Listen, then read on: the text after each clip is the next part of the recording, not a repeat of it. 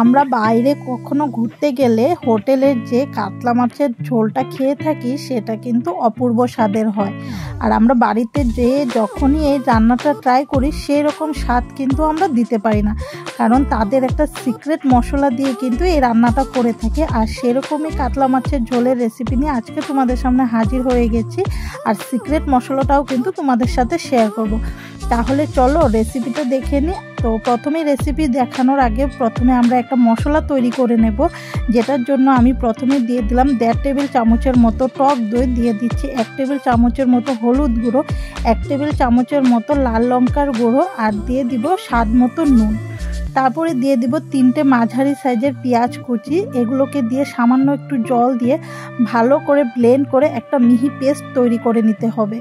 তো এখানে কিন্তু আমার মশলার পেস্টটা তৈরি করা হয়ে গেছে, তোমরা দেখলেই বুঝতে পারবে কতটা মিহি হয়েছে।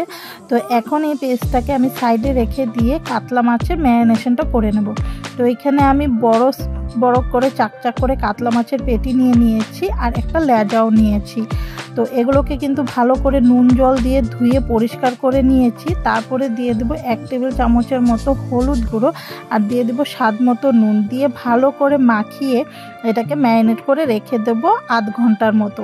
তো এদিকে কাতলা মাছের হলুদ নুন মাখাতে মাখাতে তোমাদেরকে বলে দিই, তোমরা যারা আমার চ্যানেলে নতুন আছো বা আমার ভিডিওটা প্রথমবার দেখছো, তারা কিন্তু অবশ্যই আমার পরিবারের সদস্য হওয়ার জন্য আমার চ্যানেলটিকে সাবস্ক্রাইব করে দিয়ে পাশে থাকা বেল আইকনটি ক্লিক করে দিও। আর যারা অলরেডি আমার পরিবারের সদস্য হয়ে আছো, আমার চ্যানেলকে সাবস্ক্রাইব করে রেখেছো, তারা ভিডিও দেখার পর একটা লাইক কমেন্ট শেয়ার করতে কিন্তু ভুলবে না। লাইক করলে মোটিভেট হয়ে ভিডিও বানানো আগ্রহ বাড়ে, সেটা তোমরা সবাই জানো। তো তোমাদের সাথে কথা বলতে বলতে এদিকে কাতলা মাছে ম্যারিনেট করা হয়ে গেছে। আমি কিন্তু আধ ঘন্টা রেস্টে রেখে দিয়ে তারপরে কড়াই চাপিয়ে দিয়ে কড়াইটাকে ভালো করে গরম করে পরিমাণ মতো সরষের তেল দিয়ে তেলটাকেও ভালো করে গরম করে দিয়ে দিচ্ছি ম্যারিনেট করা কাতলা মাছের পিসগুলো, দিয়ে এগুলোকে খুব সুন্দর করে লালচে করে ভেজে তুলে নেব।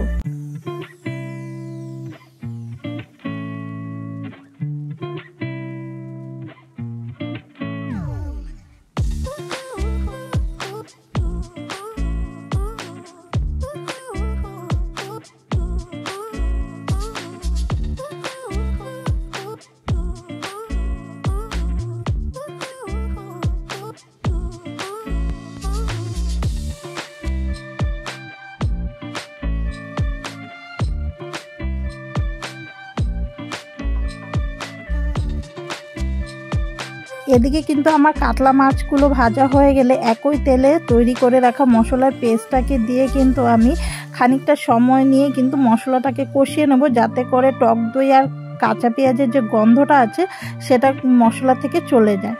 আর এই প্রসেসটা করার সময় কিন্তু আমাদের খেয়াল রাখতে হবে গ্যাসের ফ্লেমটাকে লোতে রেখে কিন্তু এভাবে কষাতে হবে, না হলে গ্যাসের ফ্লেমটা হাইতে রাখলে মশলাটা পুড়ে যাবে, রান্নাটা একদমই ভালো হবে না। তো সব সময় মশলা কষানোর সময় আমাদের গ্যাসের ফ্লেমটা কিন্তু লোতে রেখেই কষাতে হয়, যাতে করে মশলার টেস্টটা আরও দ্বিগুণ বেড়ে যায়। এদিকে তোমাদের সাথে কথা বলতে বলতে কিন্তু মশলাটা প্রায় কষানো হয়ে গেছে। এখন দিয়ে দেবো 2টো তেজপাতা, আর দিয়ে দেবো 1 টেবিল চামচের থেকেও কম কালো গোলমরিচের গুঁড়ো। তারপরে দিয়ে দেবো 1 টেবিল চামচ ভর্তি করে MDH এর ফিশ মশলা। এটা কিন্তু স্কিপ করা যাবে না, এটার ধারায় কিন্তু এই রান্নাটা এত ভালো হয়, যার কারণে আমরা হোটেলে কিন্তু চেটেপুটে খেয়ে থাকি। তারপরে মশলাটাকে আবারও খুব ভালোভাবে সবগুলো উপকরণের সাথে মিশিয়ে খানিকটা সময় নিয়ে কিন্তু একটু কষিয়ে নেব, যাতে করে মশলার গন্ধটা পুরোপুরি অ্যাড হয়ে যায়।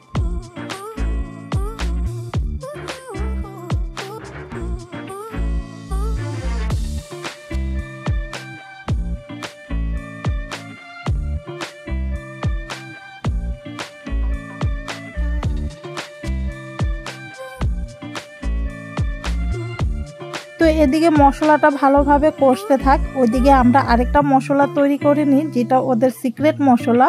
তো এখানে কিন্তু আমি 1 টেবিল চামচের মতো কালো সর্ষে আর 1 টেবিল চামচের মতো সাদা সর্ষেকে 2-3টে কাঁচা লঙ্কা আর একটু নুন দিয়ে বেটে নিয়েছিলাম। তারপরে দিয়ে দিলাম 1 টেবিল চামচের মতো হোয়াইট ভিনিগার।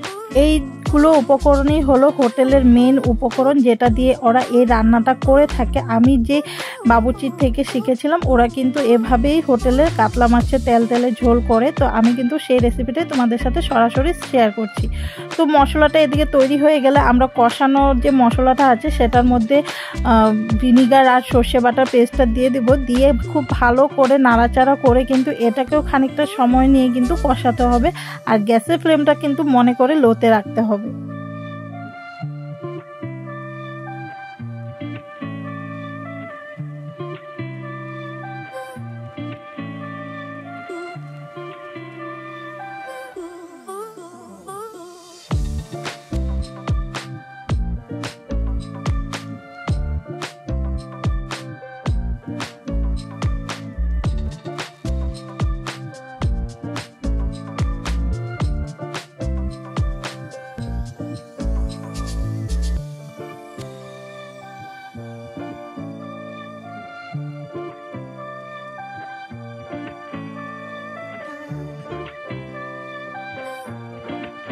তো 8-10 মিনিট কিন্তু গ্যাসের ফ্লেমটা লোতে রেখে মশলাটা কষাতে কষাতে মশলার কালারটা কিছুটা এরকম হয়েছে। আর গন্ধের কথা তোমাদেরকে না বললেই হবে, সেটা তোমরা রান্না করলেই বুঝতে পারবে।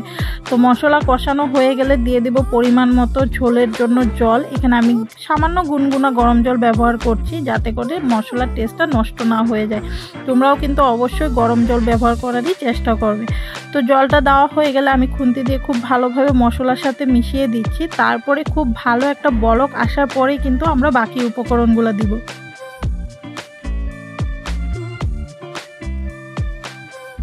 ঝোলে যখন এইভাবে টকবক করে বলক আসতে শুরু করবে, তখন দিয়ে দেবো 4-5টা কাঁচা লঙ্কা চেরা, আর দিয়ে দেবো ভেজে রাখা মাছের পিসগুলো।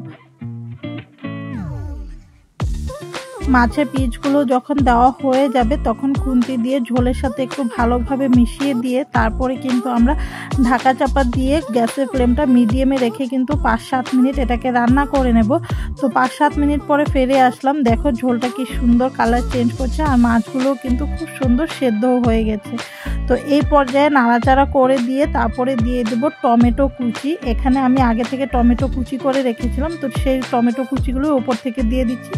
তারপরে দিয়ে দেব আরও কিছু উপকরণ। তার আগে কিন্তু একটু খুন্তি দিয়ে মাছের ঝোলটাকে টমেটোর সাথে খুব ভালোভাবে মিশিয়ে নেব।